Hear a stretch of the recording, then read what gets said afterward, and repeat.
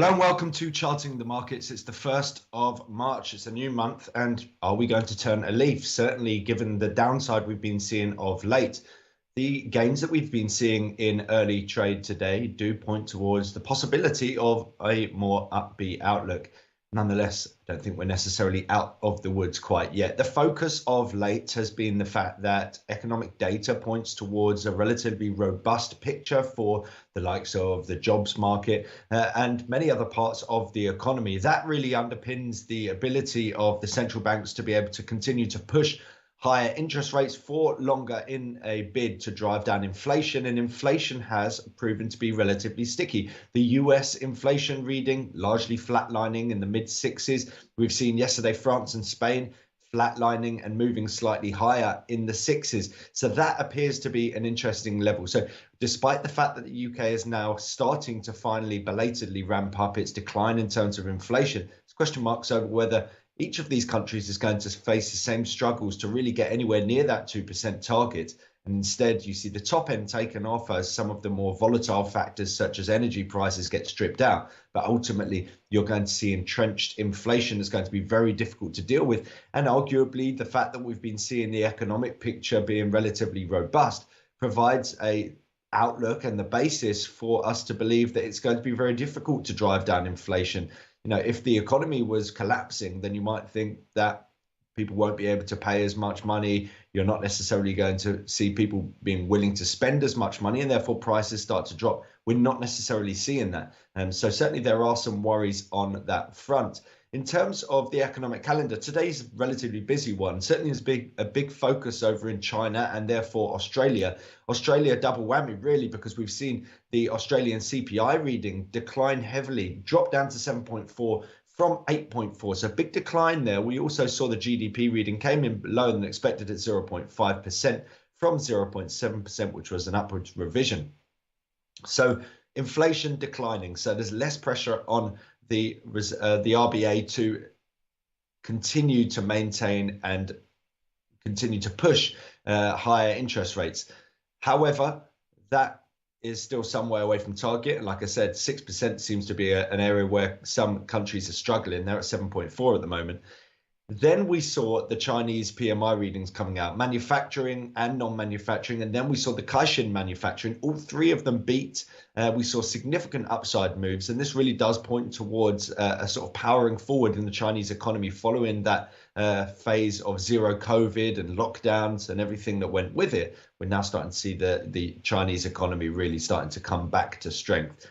So that is a positive, and that might be why people are feeling relatively positive about what's happening in terms of equity markets, with the fact that we're seeing a risk on move today. That comes off the back of strong Chinese data to point towards the idea that, well, even if we did see sort of detrimental economic data coming out in Europe and the US, arguably that's going to be lifted by the resurgent demand coming from China. So we will be looking at the Australian dollar later on in the show.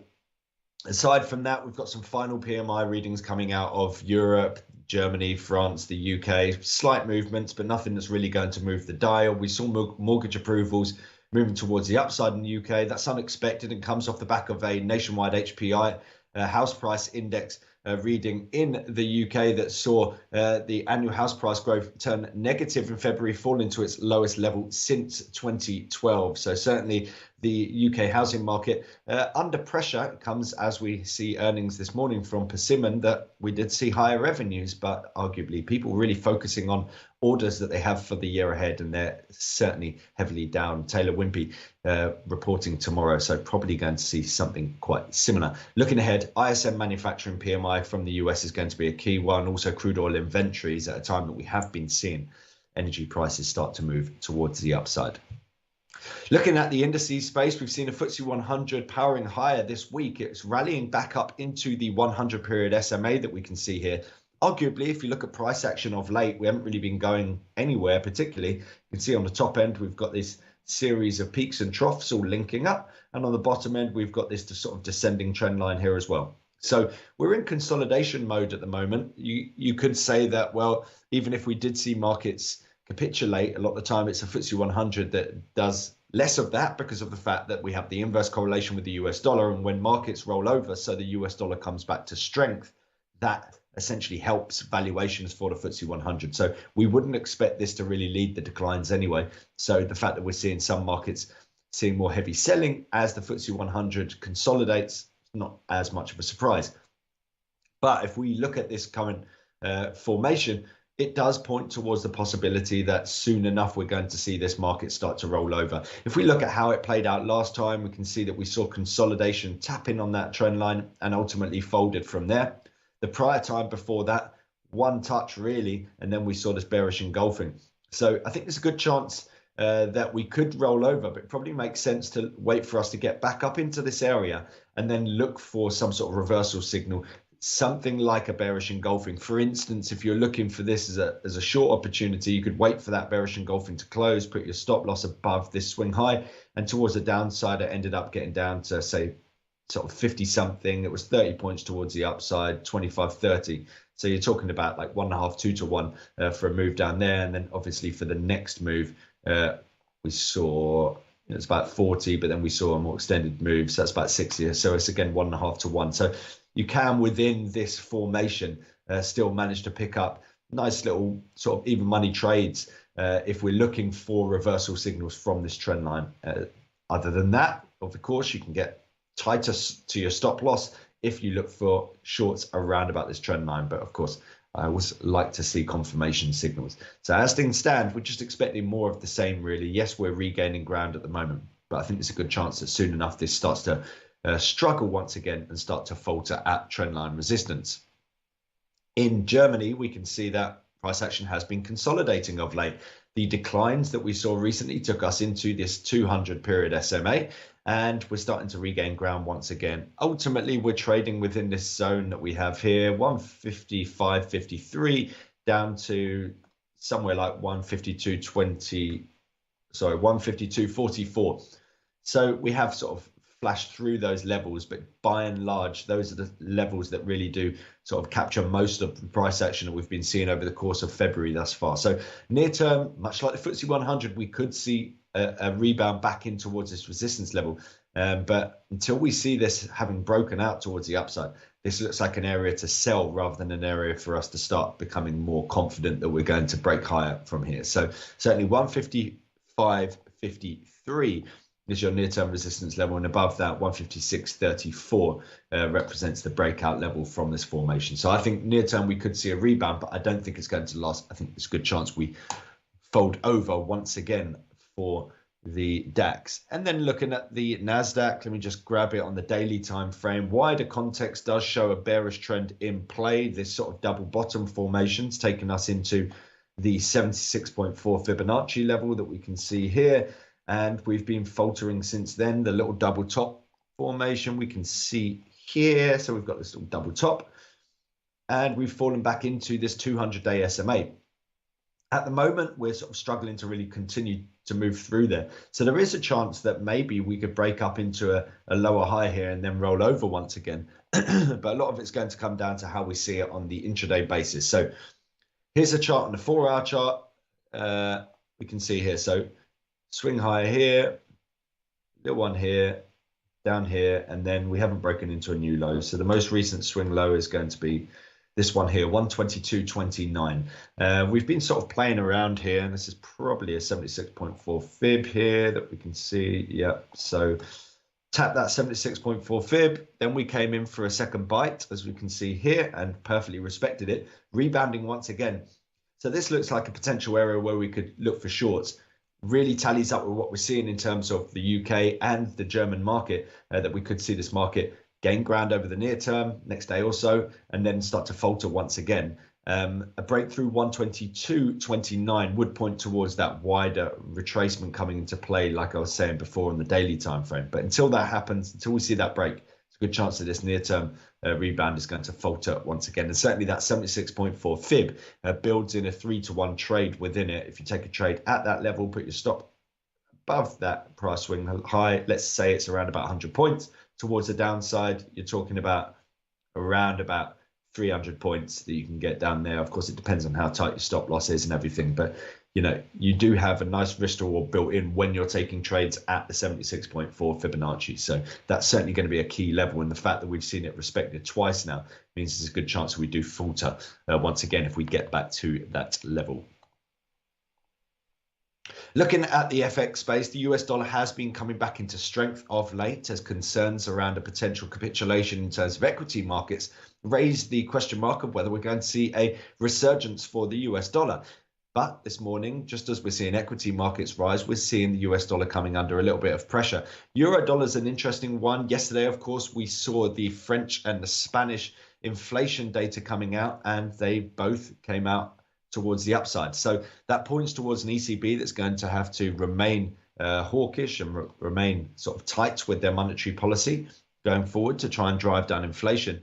And we're seeing the euro gaining ground. So the initial pop that we saw yesterday took us into the 61.8. We rolled over. Now we're coming into a deeper move. The 76.4 fib is at 106.64. I think there's a good chance that we do start to roll over from here. A breakthrough 107.04 negates that and points towards a wider rebound for this pair coming into play. But until we break through that 107.04, I think there's a good chance we do start to find some sellers soon enough. 106.64 is a key hurdle. Certainly the fact that we went into the 61.8, now coming into the 76.4. Do we respect it and start to roll over, or do we just move straight through it? If we move straight through it, that gives us a greater signal or greater clue that we are going to see that 107.04 level broken in the end. So as things stand, still looking for another turn lower to continue this bearish trajectory we've been seeing of late. The pound hasn't necessarily been faring as well. I mean, arguably, you could just say it's been sort of consolidating over the past couple of weeks. You can see here on the bottom end, we failed to break the prior low, and then we rallied straight up into your 121.47. But now we're selling off once again. So I think we're looking for more of the same here. I mean, we look here on the wider time frame, we can see that we didn't break through the 124.46. And then we're heading towards this 118.41. A break below that level gives us that double top formation and points towards a wider pullback for this market. And so on the 4-hour chart, it's all about, are we going to just continue to trend lower towards that double top neckline of 118.41? Well, like I said, the sort of bearish trajectory setting lower highs and lower lows has stalled somewhat because we're not setting lower lows and we're barely setting lower highs. Nonetheless, until we see a breakout from this pattern, there was always going to be a good chance that this rebound was going to falter once again, if only to get down towards support once again, which is 119.15. But certainly the hourly time frame does highlight this head and shoulders formation that we're seeing here over the near term. So certainly this looks like it's going to see further weakness, much like with euro dollar. I think that's likely to roll over soon enough. I think there's a good chance that we do see this market weaken. You can see that this latest rally has faltered once again. Is this a 61.8? Just a little bit short of that. So rallying and really starting to pick up steam on that downside move here. 120.12, the level to watch. We break that level, the head and shoulders formation is complete. Then you're looking for a move back down towards this sort of 119.20 region for cable. And then finally, looking at the Australian dollar, it's been a mixed bag because of everything that's happening in terms of the dramatic and sharp decline in terms of inflation, but also the strong data coming out of China. So we've been seeing the Australian dollar actually regaining some ground here. Certainly the precedent set over the course of February has been a bearish one, but you could say, well, look, we haven't broken out from this trend here. We haven't broken either of these 66.29, 65.84. So are we just retracing before we push higher once again? Well, really, it comes down to whether the intraday chart tells us that this downtrend is over, and that's not happened. We haven't broken through anything major here. We've just rallied back up into this confluence of the 50% retracement and the descending trend line. So I do think there's a good chance we do see this roll over once again. Tallies up with what I'm seeing elsewhere in terms of the potential for weakness in equity markets, strength in the US dollar coming back into play. So near term, I don't necessarily think this rebound is going to last too long. And certainly with the fact that we're seeing a significant decline in terms of Australian inflation, that points towards the RBA potentially being able to come out with a little bit more of a dovish rhetoric. They're still some way away from target, so I don't think that's necessarily going to be anything major. But nonetheless, it's just an adjustment that markets will be pricing in. So Near term, I think there's a good chance that soon enough we start to roll over with a breakthrough 68.42 and ultimately up through your 69.21 needed to really provide us with a signal that this bearish trend is over and that the bulls are back in play. Looking at the commodity space, gold has been under pressure of late as the US dollar starts to come back into strength. But just how February's been a bit of a shocker for gold bulls, March has started on a positive footing. So is this the beginning of a new month that's going to be a new outlook for this market? Certainly the monthly time frame should show you exactly how bad that's been. You see there's 3 big months towards the upside, and then we've now completed this pretty much bearish engulfing candlestick for the month of February. So the daily time frame does show you that we're starting to move upwards. We're breaking out from this oversold territory here on the stochastics. So is this the beginning of the next bullish phase for this market? We haven't necessarily tagged any major Fibonacci level and started to reverse from that. So, that's one thing to say that perhaps this isn't the bottom. Won't necessarily hang my hat on that, but another thing to point out here is that what we're looking at is this wider trajectory coming into play once again. So are we looking at a retracement here? Well, let's look at the fib here and draw it on. Where have we come into? Well, we've perfectly come into the 76.4 Fibonacci level. There you go. At 1837, and we're starting to weaken from there. So for me, this bearish trend is not over. A move through 1847 would negate it. Until that happens, I think there's a good chance that we do see the bears coming back into play here now that we've tagged this 76.4 Fibonacci level and we're starting to move lower once again. Greater confidence comes with a move back below that 80 threshold on the stochastics, because it shows that that momentum has really waned in a meaningful manner. If we look at the recent occasions that we've seen that signal, that's a particularly good one, of course. So you can see the last two occasions were good sell signals. And prior to that, you can see a lot of messiness. So that just goes to show in an uptrend, you want to be buying on the breakout from oversold. In a downtrend, you want to sell on a breakout from overbought. And invariably, the opposite side of the coin is always going to be a mess. So this phase is a bearish phase, and the bottom end, if you're looking at that, you're going to get a number of really bad signals, right? So they wouldn't have been particularly useful, but the sell signals have been very useful. On the flip side, on the way up, we can see here the buy signals. If you look, it'll be here, here, there. I mean, they've all been great buy signals. And all of the sell signals, not all of them, but a lot of them are very mixed and convoluted. So it's worthwhile noting exactly what works and what doesn't. And generally, this stochastic sort of breakout from overbought, oversold is more useful when you're utilizing it alongside a trend. At the moment, the trend is bearish. We haven't broken out from the 1847, and therefore a move back through that 80 threshold on the stochastics will give us another potential bearish sell signal for gold. So another thing to be looking out for the days ahead. And then looking at Brent crude, this is a market we've been following very closely recently. We've got a bearish trend in play here, descending trend line, head and shoulders formation, the breakdown, retracement. The next breakdown took us into a 76.4 fib, but then we ultimately rebounded all the way up into a 84.06. That is the swing high that we had here on the 20th of February.